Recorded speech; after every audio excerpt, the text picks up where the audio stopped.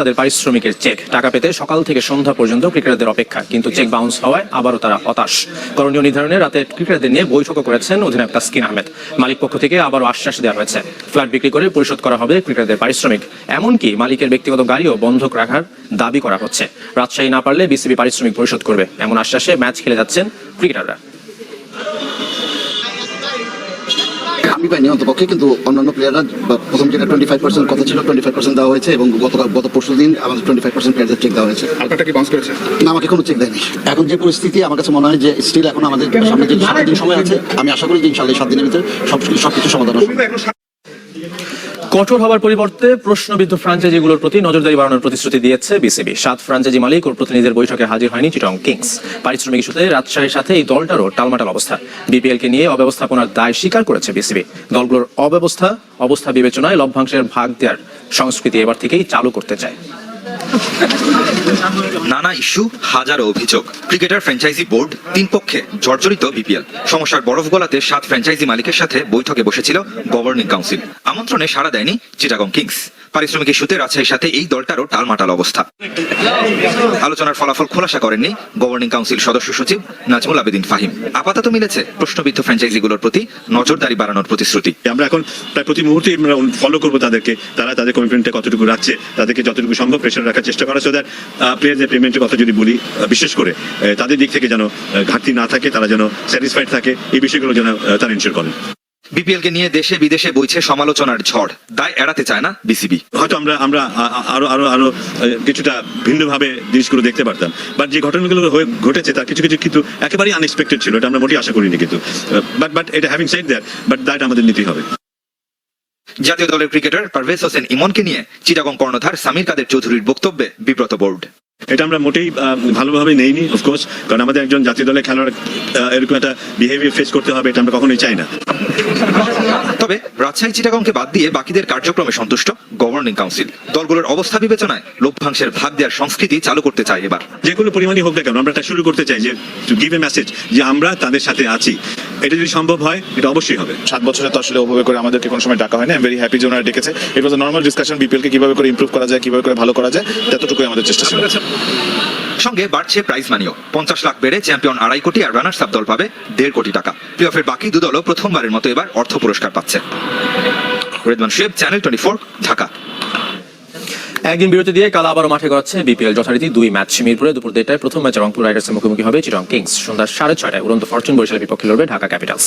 শেষ 2 ম্যাচে টানা হারলেও আগেই প্লে অফে উঠেছে রংপুর। জিতলেই প্রথম কোয়ালিফায়ার নিশ্চিত রাইডার্সের, তবে হারলেও সে সুযোগ থাকবে। অন্যদিকে শেষ 4 ম্যাচের 3টিতে হেরে ছন্দহীন চিটাগং কিংস।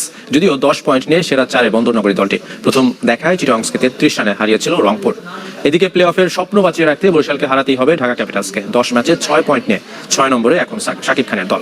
লিটন, তানজিদ, সাব্বিরদের ফর্ম আশা দেখাচ্ছে তাদের। যদিও মঙ্গলবার অনুশীলন করেছেন কেবল লিটন দাস। বরিশালের লক্ষ্য প্রথম কোয়ালিফায়ার, তবে হারলেও সে সুযোগ থাকবে চ্যাম্পিয়নদের।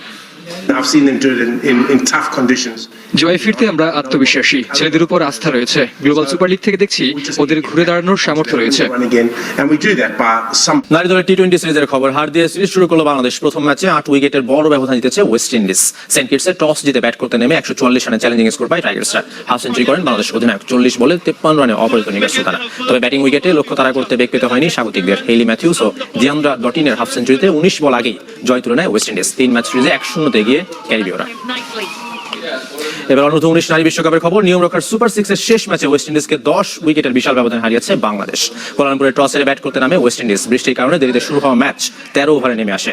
6 উইকেটে 54 রানে থামে ক্যারিবীয় নারীদের ইনিংস। সর্বোচ্চ 16 রান অমৃতা রামতাহালের। 3 উইকেট নিশিতা আক্তারের, 2টি শিকার আনিসা আক্তার সোভার। জবাবে 8 ওভার 5 বলে জয়ের বন্দরে পৌঁছায় বাংলাদেশ। 2 ওপেনার ফাহমিদা ছোঁয়া ও জুরাইরিয়া ফেরদৌস দলকে জিতিয়ে মাঠ ছাড়েন। ফাহমিদা 14 ও জুরাইরিয়া 25 রানে অপরাজিত। 6 মাস পর দ্বিতীয় দফায় 7টি ফেডারেশনে অ্যাডহক কমিটি ঘোষণা করেছে জাতীয় ক্রীড়া পরিষদ। পুরনোরা দায়িত্বে ফিরেছেন। গত কমিটির অনেকেই আছেন, তবে কম গুরুত্বপূর্ণ পদে। সভাপতি আর সাধারণ সম্পাদক পদে ব্যবসায়ী আর সাবেক খেলোয়াড়দের প্রাধান্য, যাদের চ্যালেঞ্জ ক্রীড়াঙ্গনে প্রাণ ফ্রাণ। প্রায় 2.5 মাস পর অ্যাডহক কমিটি পেল আরো 7 ক্রীড়া ফেডারেশন।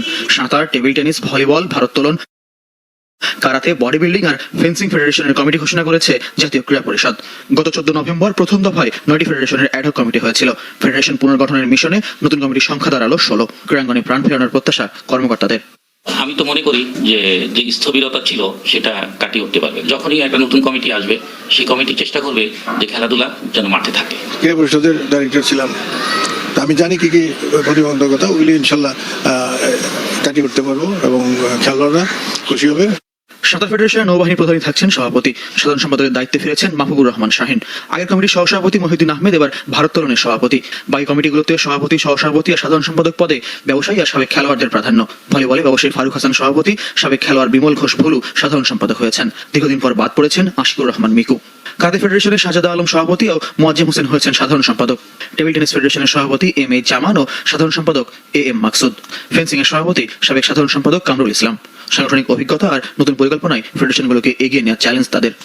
6 ফিট বা 6 ফিট 1-2 ছেলে মেয়ে খুঁজে বের করে আমার সাঁতারও জানতে হবে তার দরকার নেই, আমি তাদেরকে পুলে আনবো, ফেডারেশনে আনবো, এখানে তাদের থাকার ব্যবস্থা করবো এবং এখান থেকে আমি সাঁতারও বের করে আনবো। আমিও চাইবো যে আগের চেয়ে যাতে ফেডারেশন এবং এই ভারোত্তোলন দেশে বিদেশে আরো প্রসার লাভ করে এবং আমরা ভালো মেডেল এবং পদক আনতে পারি। আরও অন্তত 6টি ফেডারেশনের কমিটি আছে ক্রীড়া প্রতিষ্ঠার অনুমোদনের অপেক্ষায়। বসুন্ধরা কিংস ঢাকা ওয়ান্ডারার্সকে 5-0 গোলে বিধ্বস্ত করেছে চ্যাম্পিয়নরা। দিনের আরেক ম্যাচে পুলিশ এফসির সাথে গোল শূন্য ড্র করে শেষ 4-এ তাদের সঙ্গী ব্রাদার্স ইউনিয়ন। ময়মনসিংহের রফিকুদ্দিন ভুঁইয়া স্টেডিয়ামে 18 মিনিটে ডেডলক ভাঙেন মিগুয়েল ফিগুয়েরা। বিরতির আগে ব্যবধান বাড়ান মিডফিল্ডার সোহেল রানা। দ্বিতীয়ার্ধে গোল উৎসবে যোগ দেন ডিফেন্ডার সোহেল রানা ও তপু বর্মন। অন্যটি ওয়ান্ডারার্সের আত্মঘাতী 4 ম্যাচে 3 জয়ে 9 পয়েন্ট নিয়ে এই গ্রুপের সেরা কিংস। 7 পয়েন্টে রানার্স আপ ব্রাদার্স। তাদের সমান পয়েন্ট হলেও হেড টু হেডে পিছিয়ে থাকায় কপাল পড়েছে ফর্টিস এফসির। শুক্রবার ফেডারেশন কাপের গ্রুপ পর্বের শেষ ম্যাচ ডে, সেদিনই নিশ্চিত হবে বি গ্রুপের চ্যাম্পিয়ন। ম্যাচটা জিতলে তখন তাদেরও সামনে একটা সমীকরণ আছে, চতুর্থ গোল হয়ে যাওয়া উচিত, হয়ে গেছেও বটে। লেস্টার সিটি ছেড়ে শেফিল্ডে যোগ দিলেন বাংলাদেশের হামজা চৌধুরী। সোমবার রাতে নিষিদ্ধ করেছে ইংলিশ ক্লাবটি। মধ্যবর্তী দলবদলে ধারে শেফিল্ডে খেলবেন হামজা। জুন পর্যন্ত নতুন ক্লাবে খেলবেন বাংলাদেশি মিডফিল্ডার। চলতি মৌসুমে লেস্টারে খুব বেশি ম্যাচ খেলার সুযোগ পাননি হামজা চৌধুরী, খেলেছেন মাত্র 6 ম্যাচ। টটেনহামের বিপক্ষে শেষ ম্যাচের স্কোয়াডেও ছিলেন না তিনি। শনিবার ডার্বি কাউন্টির বিপক্ষে অভিষেক হতে পারে হামজার। এদিকে আল হিলাল ছাড়ছেন নেইমার। সৌদি ক্লাবের সাথে চুক্তি বাতিল করেছেন ব্রাজিলিয়ান তারকা। সোমবার রাতে নিষিদ্ধ করেছে আল হিলাল। দুই পক্ষের সমঝোতায় এই সিদ্ধান্ত নেওয়া হয়েছে বলে জানিয়েছে সৌদি ক্লাবটি। ব্রাজিলিয়ান গণমাধ্যমের দাবি, শৈশবের ক্লাব সান্তোসে ফিরছেন নেইমার। 2023 আগস্টে পিএসজি ছেড়ে আল হিলালে যোগ দিয়েছিলেন তিনি। তবে 1 বছরের বেশি সময় ইনজুরির কারণে মাঠের বাইরে থাকতে হয় 32 বছর বয়সী তারকার। এই সময় খেলেছেন মাত্র 7 ম্যাচ করেছেন। আইসিসির বর্ষসেরা ক্রিকেটার জসপ্রীত বুমরা নারীদের মধ্যে সেরা নিউজিল্যান্ডের মেলি কের। এবছর স্যার গ্যারি সোবার্স ট্রফি জিততে ভারত পেসার পিছনে ফেলেছেন জোরু, ট্রাভিস হেড ও হ্যারি ব্রুককে। পঞ্চম ভারতীয় হিসেবে এই পুরস্কার নিজে করে নেন বুমরা। 2024-এ 13 টেস্টে 71 উইকেটে ধরে রেখেছেন আইসিসি টেস্ট বোলারদের র্যাঙ্কিং এর শীর্ষ স্থান। দ্রুততম 200 উইকেটের মাইলফলকে স্পর্শ করেছেন এবছর। টি20 বিশ্বকাপে 15 উইকেট নিয়ে 17 বছর পর দেশকে জিতিয়েছেন বিশ্বকাপ শিরোপা। ফটো সেশনে অংশ নিয়েছে প্রথম বিভাগ ক্রিকেট লিগের 20 অধিনায়ক। বৃহস্পতিবার শুরু হবে টুর্নামেন্ট। 2 গ্রুপে ভাগ হয়ে খেলবে 20 ক্লাব। ফেব্রুয়ারির মধ্যে প্রথম পর্ব শেষ করতে চায় বিসিবি। প্রিমিয়ার লিগ শুরু হবে ফেব্রুয়ারির শেষে অথবা মার্চের শুরুতে। মিরপুরে একাডেমির মাঠের সামনে ট্রফি উন্মোচন করেন অধিনায়করা। সফল ও পরিচ্ছন্ন লিগ আয়োজনের প্রতিশ্রুতি দিয়েছেন ক্রিকেটার ও কর্মকর্তারা।